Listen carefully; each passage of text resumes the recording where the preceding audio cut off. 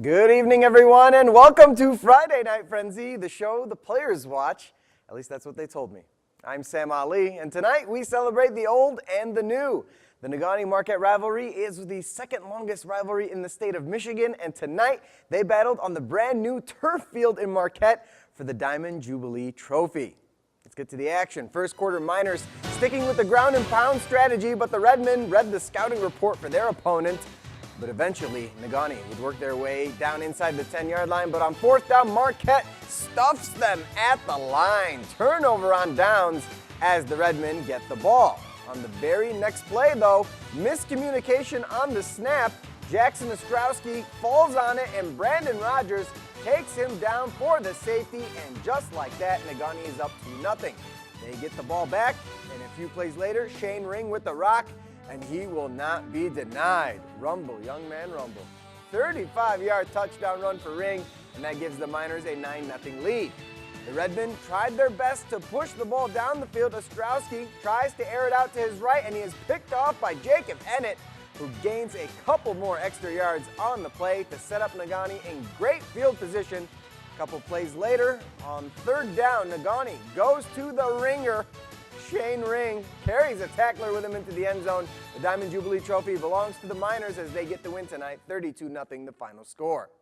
To the scoreboards now, and this one went down to the wire, but a late interception by Brett Fredrickson sealed the win for Westwood over Manistee, 24-21 the final score. The Patriots' Ashton Bergman had over 100 yards and 2 TDs on the night.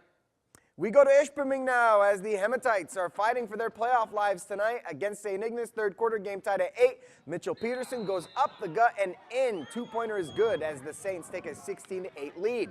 Little later, Donald D'Onofrio with the handoff fakes out the cameraman, but not the Saints defense as they take him down for a short loss. Moments later, Saints with the ball inside the 10-yard line. Steven Sisha goes to the outside, and the Hematites defense won't allow him to get into the end zone. So St. Ignace, they would take to the air. Play action, rolling to the left, and he finds Preston Mail in the end zone for the touchdown. The Saints get a big road win tonight as they top ISHPEMING 24-16. More scores as the best of the UP faced the best from Wisconsin. Menominee just had no answer for DeWitt tonight as the Maroons fall 48-14, and it was a heartbreaker in Merrill as Escanaba loses 21-20 to the Blue Jays. The Modeltowners hosted the Knights in GWINN tonight, and both teams put up a tough defensive fight. After a sleepy first quarter, Norway woke up. Josh Plant finds Micah Wilson open for the first touchdown of the game. The Modeltowners were able to stop the two-point conversion, so Norway take a 6-2 lead. GWINN still put up a fight. Chris Bosworth got the ball in the second, finding his way, and he gets tackled down. And after that, the Knights, well, they once again tried to get the ball into the end zone, and they would end up going on to win this one, 25-2, the final score. More scores as Kingsford hosted Gladstone, and the Flivers topped the Braves 43-14. Newberry looks fantastic this season, and they get a road shutout over Rogers City, 33-0 the final there. Let's go to Harris. The Broncos playing hosts to Iron Mountain.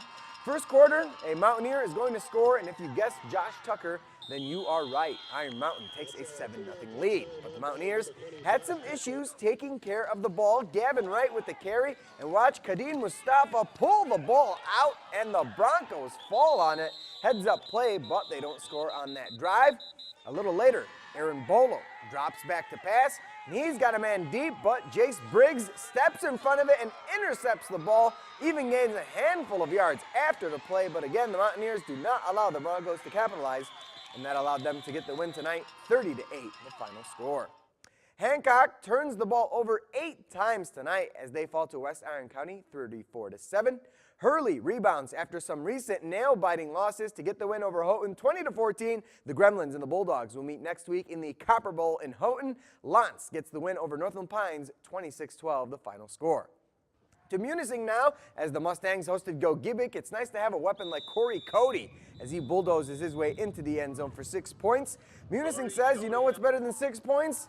8 points. Two-point conversion fakes out everybody except Christian Cole, who dives into the end zone to give the Mustangs a 15-0 lead. But the Miners offense would pick up steam. Ball flipped to Braden Tomes, who takes it to the outside for a nice gain and a Gogibic first down. A little later in the red zone, Luke Zielinski finds Jared Janchak, and the big man dives into the end zone for a Miners touchdown.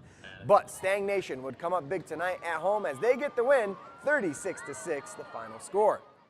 8-man action tonight as Forest Park blasted Ontonagon 64-6. The Trojans' Daniel Nasserini had 8 carries for 320 yards and 7 touchdowns. I hope you started him on your fantasy team. Pickford got the best of Cedarville, 44-14. We have reached halftime on this edition of Friday Night Frenzy. Still to come, the 2-minute drill as we hear from ISHPEMING head coach Jeff Olson as he talks about tonight's game against St. Ignace. We'll be right back with more on Friday Night Frenzy. Hey, you came back. Let's get right into the 2-minute drill presented by UP Health System Rehab Services and UP Rehab Services. They get you back in the game. Our guest tonight is ISHPEMING head coach Jeff Olson, and I spoke to him after tonight's tough loss to St. Ignace. Okay, Coach. Not the result that you wanted. The weather looked like it impacted both teams, but going up against one of the best teams, not just in the UP but in the state, was quite a challenge for you guys tonight. Yeah, you know, that's a great football team. They start 9 or 10 seniors. They're very good seniors. They've been blowing everybody out, with the exception of Muskegon Catholic Central, 3-time state champion. And they played right with them. So, you know, we played against a great football team tonight and hung with them. The yardage was even. I think we outgained them by 9 yards, but, you know, couldn't. Kind of wore down in the second half, I thought, and, you know, you can't do that and make mistakes against a good team like that and expect to win. Is there ever a concern when it comes to the running game? Because it's a staple in your offense, and do you ever think to yourself that sometimes changing it up could be an option? Well, you know, and we've been trying to do that a little bit. We're just limited in what we can do, and, you know, tonight when we had those, and it's kind of been the 4 games that we lost, we get a 4th and 2 or a 3rd and 1, and we're not able to make it. So, you know, that's big. You haven't been in this kind of a situation before, but, you know, one of those games where everything is going to be on the line next week at GWINN, a team that has improved massively this season.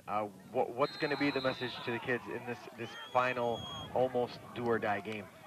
Well, you know, same thing as all year long. We got to get better, and you know, we got to be able to play 4 quarters. The 4 games we lost, we played a very good half. You know, in each of those games, you either outplayed or played right, you know, even with those teams, and you know, we got to be able to play 4 quarters of physical, intelligent football. You know, we're still making some of the mistakes that we made week 1. So, you know, we just got to get better. Our special thanks to Coach Olson for being on the program. Let's switch gears to some college action, specifically college hockey. Both Northern Michigan and Michigan Tech held their home openers tonight. So let's begin at the Barry Events Center with the Wildcats hosting Bemidji State. Walt Kyle and the boys played their first home game and conference game of the season at the Barry. Both goaltenders were tested early in this one. Troy Loggins gets a great look in the slot. Michael Bitzer flashes the leather for the nice glove save. Later in the first, here come the Beavers. Keep an eye on the puck as it goes off his skate of a Wildcat defender, Adi Tolvanen, with a heads-up save, and he would cover it up to keep this scoreless. Still in the first, Leo Fitzgerald flies through center ice around the Cats' D, and he beats Tolvanen on the blocker side for the goal. That gave Bemidji State a 1-0 lead after 1. Let's go to the second. Northern looking to get on the board. Loggins again and his teammates crashing in the net, but Bitzer finds it and freezes it. Bemidji would get the win tonight, 2-0 the final score. Let's go to Houghton now, the John McInnes Student Ice Arena. Huskies hosting Alabama Huntsville. Mark Auk with the puck. He shoots, he scores, he finds the back of the net, and it's a 1-0 MTU lead. A little later, Dylan Steeman pushing on the right side, and he shoots, misses, but punches in his own rebound. Cat-like reflexes, and it's a 2-0 lead for Michigan Tech. The Huskies were absolutely on fire tonight. Puck in front of the net. Shane Hanna blasts it in. MTU gets their first win of the season as they top the Chargers 7-3, the final score. GLIAC women's soccer now, as the Lady Huskies were on the road today against Lake Erie, and they get the win 5-0. Jacqueline Milkey scored her 6th and 7th goals of the season. Northern gets shut out at Walsh, 1-0 the final there. And the Wildcats men's soccer team went the distance with Lake Erie, but that game ends in a 1-1 tie. Nick Metcalf scored the lone goal in the game, his first career goal with NMU. Football now, the Wildcats are one of the better teams in the conference when it comes to taking care of the ball, but their performance against Saginaw Valley State was definitely out of character. Last weekend, we clearly didn't do the things that we have done in regards to taking care of the football and not turning it over. So the emphasis for us offensively is to get guys involved, but more importantly is take care of the football. We can't get in the red zone 5 times and turn it over all 5 times. That's an important piece as we move forward. NMU will now head to Big Rapids to take on Ferris State, led by quarterback Reggie Bell, who ranks in the top 5 in passing yards and rushing yards. We got to keep our head up, and we got to have our pads down, and we got to wrap them, tackle, and I think we've worked really, really hard on changing some things up this week to stimulate a little bit of the physicality that we're going to need to compete, defensively speaking. So a great challenge for us, and certainly a barometer to see where we are as we move forward here in 2016. Kickoff for tomorrow's game is set for 1 o'clock. As for Finlandia, they are wrapping up a 3-game road trip tomorrow with the game against Presentation College in Aberdeen, South Dakota. Kickoff is set for noon Eastern Time. The Lions are still looking for their first win of the season. As for the Huskies, they're coming off a home loss to Saginaw Valley State, but head coach Tom Curley says the bye week did come at an ideal time at the midway point of the season. With 2 weeks from your last game when it's a loss, and that's the last thing that you're on the board for. So we tried to fix some things, gave them some time off, tried to, like I said, refresh, recharge, and then now we got a lot of work to do, get ready for Tiffin. MTU will take on a Dragons team that 2 weeks ago knocked off 5th-ranked Ashland. They are led by quarterback Antonio Pipkin, who is a threat on the ground and in the air. I think the biggest thing in playing somebody, like a dual threat quarterback is your ability to, limit big plays. You can't give him chunks. He's going to break tackles. You see it. He's phenomenal at breaking tackles. You really have to concentrate and focus and make sure that you wrap up and get him to the ground, because he's a highlight film right now with breaking tackles. Kickoff for the game is set for 1:30 p.m. Don't forget, Big Ten football action tomorrow as Michigan State hosts Northwestern, and here on ABC 10 at 3:30, it's Indiana versus Nebraska, and NFL Sunday action. The Lions host the Rams, and the Packers entertain the Cowboys. That'll do it for me tonight on this edition of Friday Night Frenzy. Here's a look at the top plays from tonight's action. Jimmy Kimmel is next here on ABC 10. From all of us here at the station, have a great night and a great weekend.